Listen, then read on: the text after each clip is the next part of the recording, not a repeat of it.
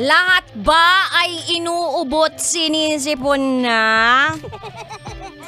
Kasi kung hindi pa, mag-ready ka na. Dahil ikaw na ang susunod na magkakasipon at ubo. Pansinin ninyo, parang walang tao sa mundong ito ang hindi magkakaroon ng sipon at ubo ngayong Disyembre. Parang nung kasagsagan lang yan ng pandemya eh. Yung parang hindi ka in kapag wala kang sipon at ubo. O pag hindi ka nilalagnat o wala ka pang amoy o wala kang panlasa. Parang hindi ka in. Kaya dapat meron. Kasi kapag meron kang mga sintomas, ibig sabihin, you belong. Charot to darot. Oy, pero kabisyo, para maiwasan talaga ang pagkahawa sa mga sinasabi nilang virus dyan sa kapaligiran, ay dapat lagi ka pa rin magsusuot ng face mask.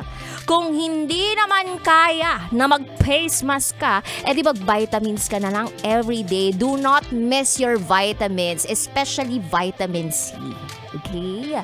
Ibang klase naman kasi yung gusto mong vitamins eh. Yung Yakapsul and Kisprin. Gusto ko rin noon.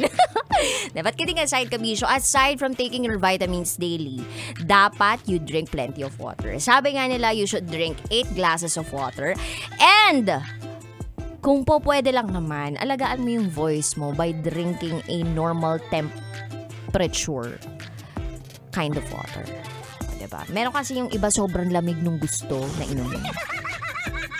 Ewan ko, hindi siya nag-work sa akin eh. Yung kapag malamig yung tubig, tapos parang feeling ko may something sa lalamunan ko pag ininom ko. Kaya lagi sa akin, either maligamgam or yung room temperature lang na tubig. Hindi ko kayang lunukin yung pride ko. Charot! Darot! Hindi ko kaya lunukin yung mga malalamig na tubig. Kaya feeling ko na maintain ko yung voice ko dahil sa ganong klase pag-aalaga ko. So ikaw kabisyo, kung sakaling may sabit ka ng nararamdaman dyan sa lalamunan mo, kasi sometimes it starts with throat eh. O, diba? Ang konyo ko dun eh. Totoo yun. It starts with throat. Mararamdaman mo agad kapag may nasagap ka na masamang hangin. Kasi parang maaligasgas na sa lalamunan, tas parang may makati na, tas parang may bumabara na. Yung katulad na nararamdaman ko ngayon, yung nagbabadya na magkakasakit na ako. Yung tipong parang hindi na nagpapahinga. O, diba? Pag hindi tayo nagpapahinga, baka tuluyan na tayong mamahinga. Kaya kabisyo talaga, napakahalaga ng rest. Kasi kapag hindi ka nag-rest, tuluyan kang magre-rest in peace.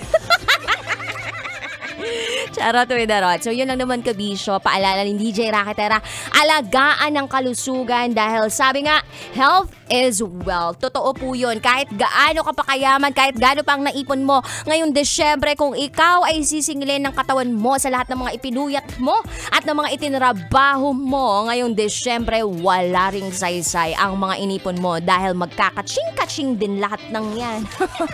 Yung mga pumasok sa iyong pera, lalabas din yan kapag ikaw ay na-ospital ng matindi.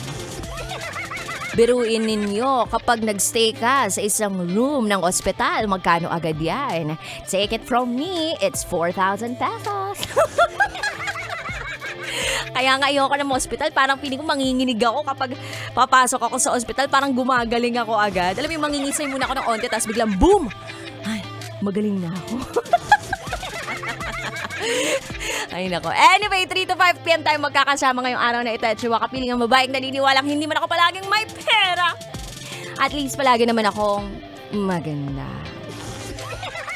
This is me. The one and the only Baza Princess, DJ Rocky Terra.